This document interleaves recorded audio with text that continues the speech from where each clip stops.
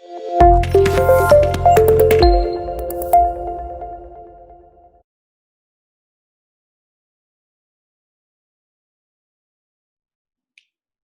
Statements में income statements done, trading account done, profit and loss account done. Last part of the financial statement position statement कहते हैं इसको. क्या होता है ये? Balance sheet. Balance sheet. Trading and profit and loss account में लिखते हैं trading account, trading and profit and loss account for the year ended.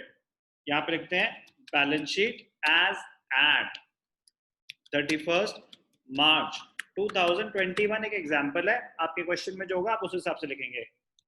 Trading and profit loss account is for the year ended, वो पूरे साल का data है. Balance sheet, it is a financial statement, it is a statement which shows financial position of the business entity on a particular date. इसलिए यहाँ पे लिखते हैं as at 31st March 2021. Left hand side पे आती हैं liabilities amount, right hand side पे आते हैं एसेट्स अमाउंट. अब ध्यान से देखना, ध्यान से देखना, ध्यान से देखना.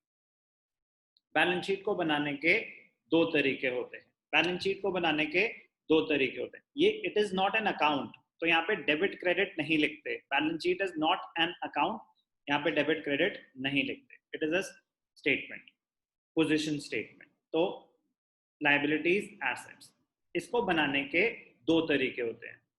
एक होता है ऑर्डर ऑफ लिक्विडिटी और एक होता है ऑर्डर ऑफ परमानेंस. तो इस चीज को डिटेल में पढ़ने से पहले आपको कुछ टर्म्स एक्सप्लेन करता हूँ. फॉर्मेट तो बैलेंस शीट का बहुत इजी है, हम पहले भी अकाउंटिंग इक्वेशन में इसको कर चुके हैं. बट उससे पहले एक टर्म, एक अच्छी इंटरेस्टिंग टर्म है, grouping and marshalling. Balance sheet से रिलेटेड इंपॉर्टेंट टर्म है, तो वो डिस्कस करेंगे बैलेंस शीट का फॉर्मेट करने से पहले. टर्म का नाम क्या है? Grouping and marshalling. आ जाते हैं हम बैलेंस शीट का फॉर्मेट स्टडी करने से पहले. ग्रुपिंग एंड मार्शलिंग क्या होता है, ध्यान से देखना. Very very very very important term.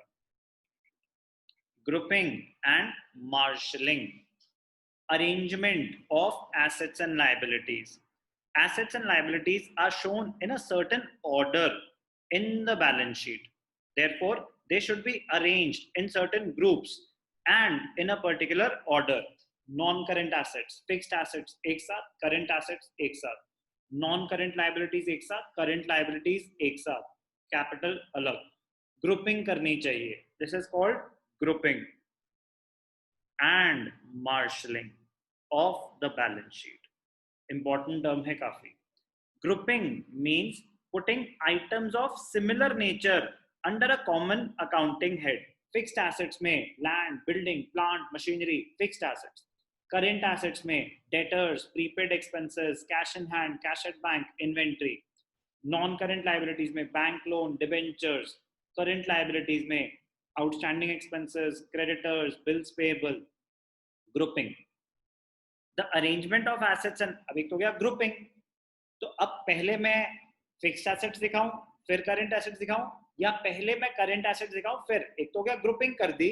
अब पहले क्या दिखाऊं, fixed assets या current assets, उसको बोलते हैं the arrangement of assets and liabilities in a particular order is called marshalling. Grouping means grouping of similar items. Grouping हो गई. अब उसको किस ऑर्डर में दिखाऊं कि पहले फिक्स्ड एसेट फिर करंट एसेट, पहले कैपिटल फिर नॉन करंट लायबिलिटी फिर करंट लायबिलिटी, या उल्टा कि पहले करंट एसेट्स फिर नॉन करंट एसेट्स, पहले करंट लायबिलिटीज फिर नॉन करंट लायबिलिटीज फिर कैपिटल. करेक्ट, किस ऑर्डर में दिखाऊं, उसको बोलते हैं मार्शलिंग. ध्यान से देखना, बड़ा ही इंटरेस्टिंग पॉइंट है. दो तरीके होते हैं दिखाने के. एक है in order of liquidity. In order of liquidity. Liquidity means the facility with which the assets may be converted into cash. कोई चीज ज्यादा लिक्विड तब मानी जाती है जब वो जल्दी से कैश में कन्वर्ट हो सकती है, तो वो लिक्विड है. Those assets which take more time to convert into cash or generation of revenue are written last. तो जो फिक्स्ड एसेट्स आपके पास कैश इन हैंड है वो लिक्विड फॉर्म है. डेटर्स हैं वो जल्दी कैश में कन्वर्ट होने वाले हैं, स्टॉक है, सामान बिकेगा, कैश में कन्वर्ट हो जाएगा। बट जो नॉन करेंट एसेट्स हैं, फर्नीचर, वो खुद तो कैश में कन्वर्ट नहीं होगा, बट वो आपको बिजनेस में रेवेन्यू जनरेट करके देगा, but it is less liquid as compare to current assets. तो लिक्विडिटी का ऑर्डर क्या कहता है? पहले करेंट एसेट्स, फिर नॉन करेंट एसेट्स। ऐसे ही लाइबिलिटीज में, liabilities are to be shown first as short term liabilities, जो आपको पैसे इमीडिएटली देने हैं, पहले उनको शो करो, फिर उसके बाद ऑर्डर ऑफ रिपेमेंट की जो ज्यादा टाइम है नॉन करेंट लाइबिलिटीज, उनको उसके बाद, और लास्ट में कैपिटल। ओनर को तो पैसे लास्ट में मिले। तो according to this arrangement the format of balance sheet is as follows. तो मैंने बताया मार्शलिंग में दो तरीके हैं, ऑर्डर ऑफ लिक्विडिटी और एक order of permanence.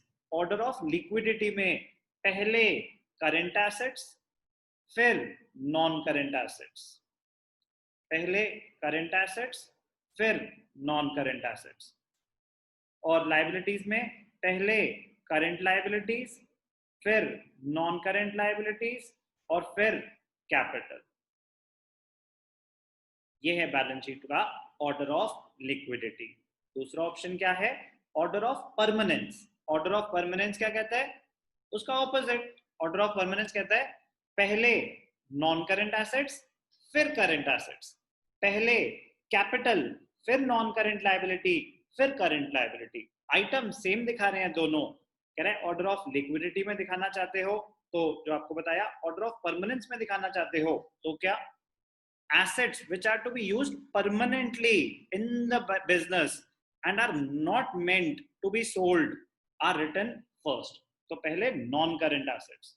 Assets which are most liquid such as cash in hand are written last. ऐसे ही liabilities में may also be shown according to their permanency in the business.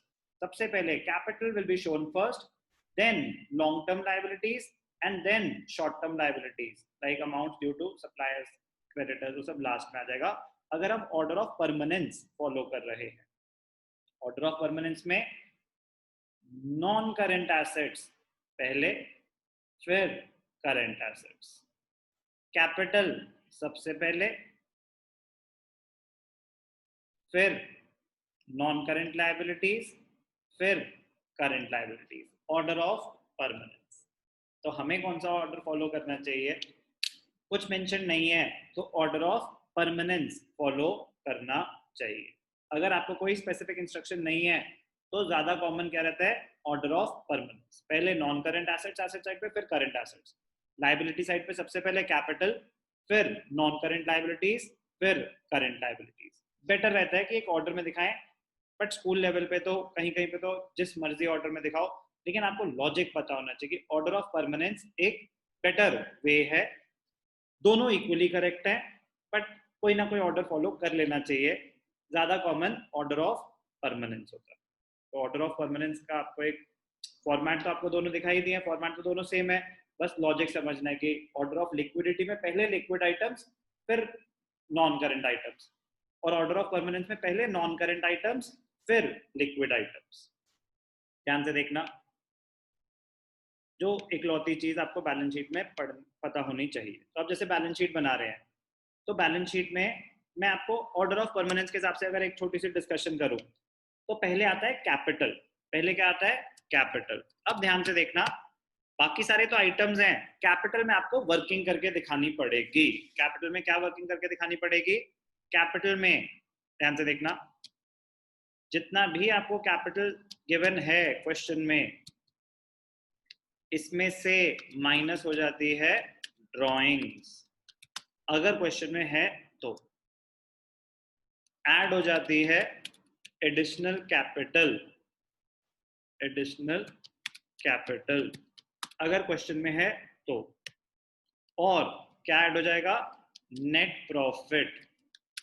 जो भी result आया, अगर net profit है तो add हो जाएगा, नेट लॉस है तो माइनस हो जाएगा कैपिटल में से।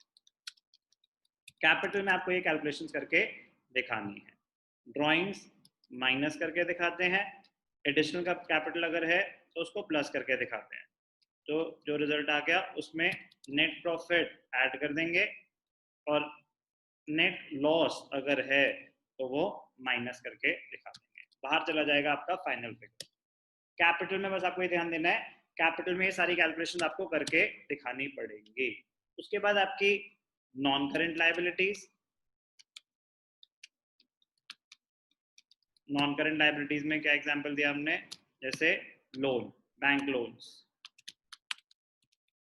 ठीक है ना। अब सोल प्रोप्राइटरशिप है, सोल प्रोप्राइटरशिप डिबेंचर्स तो इशू कर नहीं सकती। फिर करंट लायबिलिटीज, हेड्स आपको लिखने की जरूरत नहीं है, वो बस आपकी अंडरस्टैंडिंग के लिए दिखा रहा हूँ कि ऑर्डर ऑफ परमानेंस में फॉलो क्या होता है। स्कूल लेवल पे तो वैसे वो आपको ऑर्डर के लिए भी कोई कंपल्शन नहीं रहती, बट एडवाइजेबल रहता है कि पहले कैपिटल दिखाओ, फिर नॉन करंट लायबिलिटीज दिखाओ, फिर करंट लायबिलिटीज। कुछ एग्जांपल लिख रहा हूँ करंट लायबिलिटीज के, outstanding expenses, sundry creditors, creditors और सन्ड्री क्रेडिटर्स एक ही बात है, सन्ड्री मतलब collectively total of creditors, bills payable, bank overdraft, idea देने के लिए कि क्या क्या करंट लायबिलिटीज हो सकती है। एसेट साइड पे क्या ध्यान देना है, पहले non current assets, non current assets, non current assets are also known as fixed assets. अब इसमें आपके लैंड एंड बिल्डिंग, आइडिया दे रहा हूँ बस, फॉर्मेट तो आपको पूरा करा ही चुका हूँ, plant and machinery, furniture, computer, goodwill, patents, copyrights, ये सब नॉन करंट एसेट्स। उसके बाद आते हैं इन्वेस्टमेंट्स, फिर उसके बाद आते हैं करंट एसेट्स। करंट एसेट्स में cash in hand, cash at bank, कुछ एग्जांपल दे रहा हूँ, cash at bank, sundry debtors, prepaid expenses. अब लिस्ट तो एंडलेस है ना, बिल रिसीवेबल एसेट्स होते हैं, बिल्स पेएबल करंट लायबिलिटीज होती हैं। अब ध्यान क्या देना है कि अगर क्वेश्चन में हो रिजर्व्स, अगर क्वेश्चन में कभी कभी हो रिजर्व्स, रिजर्व्स जो होते हैं वो कैपिटल के बाद आते हैं, अगर ऑर्डर फॉलो कर रहे हो तो कैपिटल के बाद आते हैं और नॉन करंट लायबिलिटीज से पहले आते। बैलेंस शीट का फॉर्मेट ये मैंने आपको बताया ऑर्डर ऑफ परमानेंस के हिसाब से, कुछ मेंशन नहीं है तो हमें ऑर्डर ऑफ परमानेंस फॉलो करना चाहिए। ग्रुपिंग, मार्शलिंग का मीनिंग पता होना चाहिए कि मार्शलिंग कहते हैं, दो तरीके हैं बैलेंस शीट बनाने के, ऑर्डर ऑफ लिक्विडिटी और ऑर्डर ऑफ परमानेंस। कुछ मेंशन नहीं है तो ऑर्डर ऑफ परमानेंस फॉलो करना, अदरवाइज आपको स्कूल में बोला है कि ऑर्डर ऑफ लिक्विडिटी, तो ऑर्डर ऑफ लिक्विडिटी फॉलो करना, दैट इज इमैटेरियल। दोनों बातें सेम है, दो तरीके हैं बैलेंस शीट को प्रेजेंट करने के। ऑर्डर ऑफ लिक्विडिटी करो तो भी फाइनेंशियल पोजीशन वही दिख रही है, ऑर्डर ऑफ परमानेंस फॉलो करो तो भी फाइनेंशियल पोजीशन वही दिख रही है। तो बेटा इसी के साथ हमारे कंटेंट्स ऑफ फाइनेंशियल स्टेटमेंट्स खत्म हुए। फॉर्मेट डिस्कस करा हमने, trading account, profit and loss account और बैलेंस शीट का। सिर्फ आइटम्स याद करने की बेवकूफी मत करना, उनको अंडरस्टैंड करना, लॉजिक, ये डेबिट पे क्यों आ रहा है, ये क्रेडिट पे क्यों आ रहा है, उससे क्वेश्चन करना इतना इजी हो जाएगा, इतना इंटरेस्टिंग हो जाएगा, आप अभी इमेजिन नहीं कर सकते। जब मैं क्वेश्चन करके दिखाऊंगा तो पता चलेगा कि इतना आसान है, इतना बड़ा लगता है दिखने में फॉर्मेट, इतना आसान है कि मुझे उसमें कुछ सिर्फ लॉजिक, डायरेक्ट इनडायरेक्ट, ये है बेस ऑफ फाइनेंशियल स्टेटमेंट्स। और डेफिनेटली आपके जो past understanding of accounting terms, कि आप आइडेंटिफाई कर पाते हैं कि ये एसेट है या लायबिलिटी है, आप आइडेंटिफाई कर पाते हैं कि कैपिटल एक्सपेंडिचर है, रेवेन्यू एक्सपेंडिचर है, वो तो डेफिनेटली हेल्प करेगा ही करेगा।